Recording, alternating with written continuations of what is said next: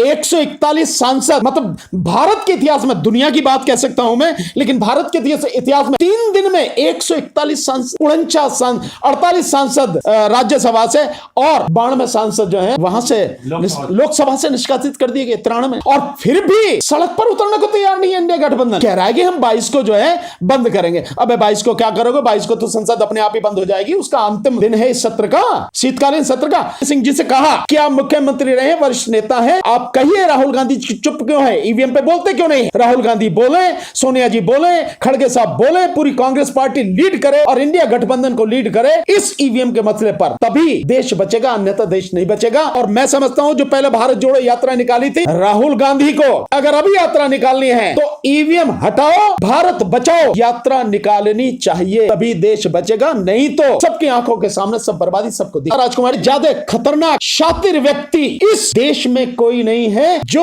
लोगों को मूर्ख बनाएगा, कहेगा तुम्हारे भले के लिए कह रहा हूं, लेकिन उन्हीं की कब्र खोद देता है। ऐसा है जब राजतंत्र होता है ना पीपल साहब, तब भी आंदोलन सरकार के खिलाफ होते हैं। अभी तो लोकतंत्र है, चाहे मतलब देखने को ही रह गया सही, केवल सुनने के लिए रह गया सही, पर है तो सही ना। और अगर सरकार मने भी करेगी तो भी हम आंदोलन करेंगे। सरकार के गुर्दे में दम है तो लगावे तोप, तमंचे लगावे, चलवावे हम पे लाठी, गोलियां चलवावे, हम भी देखेंगे कैसे मारती है और कितनों को मारती है। ये आंदोलन होगा, हर कीमत पर होगा, और यह आंदोलन सफल होगा इस बार। और जो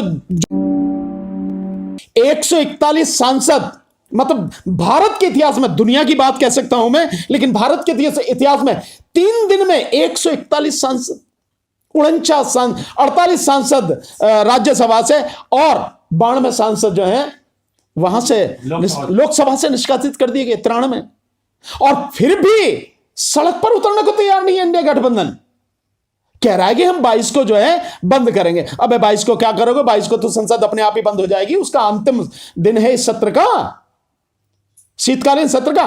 तो ये बड़ी स्थिति है। बेशक कोई भी रही हो, लेकिन कांग्रेस को आना चाहिए, राहुल गांधी को बोलना चाहिए। दिग्विजय सिंह उस दिन मिले थे, हम लोग इसी से मीटिंग कर रहे थे, तो मैंने दिग्विजय सिंह जी से कहा कि आप मुख्यमंत्री रहे, वरिष्ठ नेता हैं, आप कहिए राहुल गांधी चुप क्यों है? ईवीएम पे बोलते क्यों नहीं है? राहुल गांधी बोले, सोनिया जी बोले, खड़गे साहब बोले, पूरी कांग्रेस पार्टी लीड करे और इंडिया गठबंधन को लीड करे इस ईवीएम के मसले पर, तभी देश बचेगा, अन्यथा देश नहीं बचेगा।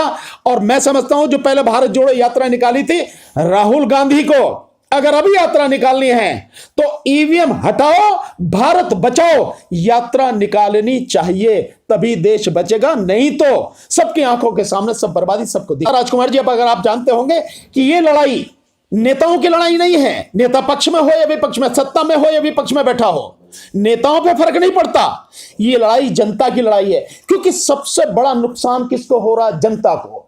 एजुकेशन किसकी खत्म हो रही है? जनता की, गरीब आदमी की, बहुजन समाज के लोगों की, SC ST OBC और माइनॉरिटी की, इनकी शिक्षा खत्म हो रही है।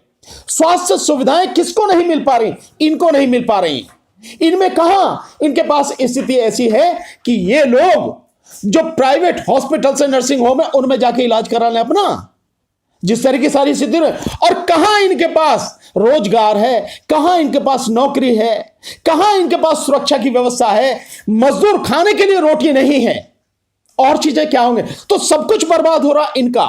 ये 81 करोड़ लोगों को सरकार जो नौटंकी कर रही है, जो 5 किलो अनाज देने का, जो हकीकत में मात्र 41 या 42 करोड़ लोगों तक ही पहुंच पाता है, और कहती है 81 करोड़।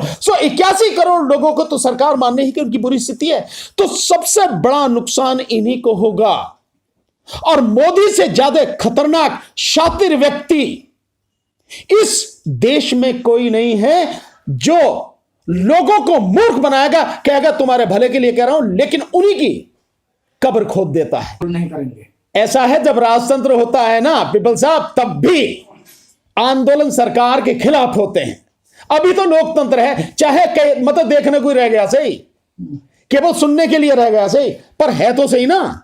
और अगर सरकार मने भी करेगी तो भी हम आंदोलन करेंगे। सरकार के गुर्दे में दम है तो लगावे तोप, तमंचे लगावे, चलवावे हम पे लाठी, गोलियां चलवावे, हम भी देखेंगे कैसे मारती है और कितनों को मारती है। ये आंदोलन होगा, हर कीमत पर होगा, और यह आंदोलन सफल होगा इस बार।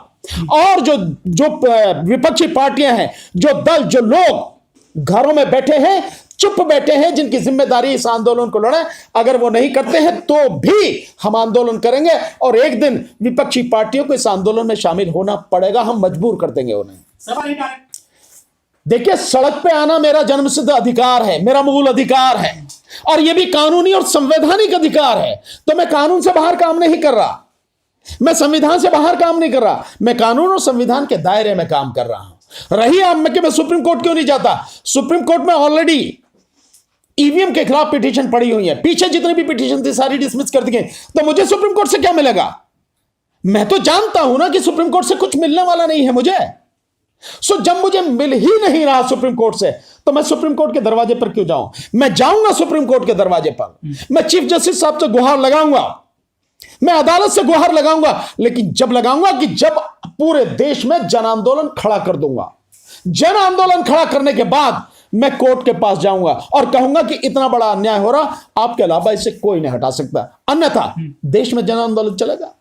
के लोगों के साथ हमने देश के लोगों के साथ कोई भेदभाव नहीं किया, उनके साथ कोई घात नहीं किया, उनको धोखा नहीं दिया।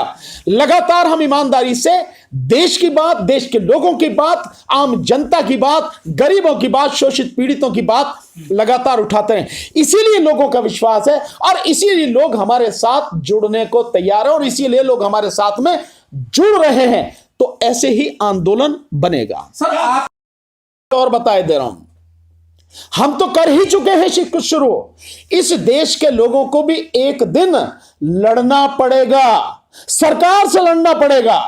वो चाहे आज लड़ लें, वो चाहे 2 महीने बाद लड़ लें, चाहे साल भर बाद लड़ लें, 10 साल बाद लड़ लें, 50 साल बाद।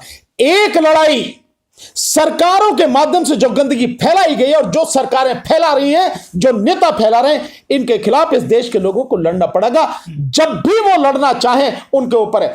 आज लड़ लेंगे, कुछ बच जाएगा, नुकसान कम होगा। जितनी बाद में लड़ेंगे उतनी ही तबाही सबके सामने होगी। लेकिन वकील साहब, ईवीएम तो इतनी सी देर में हट सकता है, इतनी सी देर में, और बाकी रहा बैलेट पेपर, तो सारी चीजें अवेलेबल है। आज की तारीख में क्या नहीं है, रातों रात सब कुछ होता है, हारी व्यवस्था, सब कुछ। मोदी आके एक झटके में आके 4 घंटे का आपको टाइम देके पूरी देश की करेंसी बदल देता, कहता नोट बंद, कहता देश बंद, मतलब ये नहीं हो सकता, कहता जीएसटी लागू। सो जब रातों इतनी देर में हो सकता, ये सब बेकार की बातें हैं और नासमझी की बातें हैं। दूसरी बात, जो आप वीवीपैट की बात कर रहे हैं कि वीवीपैट की पर्चियां, वो कह रहे हैं कि वीवीपैट की पर्चियां गिनी जाएं। अगर विपक्ष ध्यान दे तो 22 जनवरी 2022 का, 21 या 22 जनवरी 2022 का एक letter election commission of India ने 3 कंपनियों को लिखा है, ECIL हैदराबाद, BEL बेंगलोर और इसके साथ में BEL पंचकुला, वहां के लिए लिखा।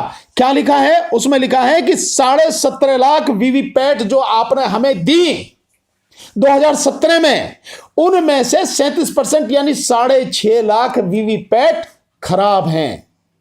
ये लेटर, और ये लेटर बाकायदा कांग्रेस के पवन खेड़ा जी ने बहुत जबरदस्त प्रेस कॉन्फ्रेंस करके सबको दिखाया। 7 महीने पहले की उनकी प्रेस कॉन्फ्रेंस देखो आप। सो तब भी समझ में नहीं आ रहा उनको, यानी 2022 में लेटर लिख रहा है और 2022 से पहले जो चुनाव हो गए, जहां भी हो गए, तो वो उन्हीं खराब वीवीपैट के माध्यम से हुए हैं ना, बावजूद उसके। और उसमें है भी कितनी, जो 4 लाख वीवीपैट है वो ECIL कंपनी ने, जो हैदराबाद वाली, उसको भेजा कि तुम्हारी ये खराब है वीवीपैट, और 1,85,000 जो है वो BEL बेंगलोर की, और जो बाकी जो है करीब 65,000 वो है यहां की आपकी पंचकुला की। ये स्थिति है, तो उसके बावजूद भी विपक्ष कह रहा है कि वीवीपैट से कराया जाए। यानी विपक्ष इतना डरा हुआ है, ये विपक्ष में बिल्कुल दम नहीं है, कह नहीं सकता कि ईवीएम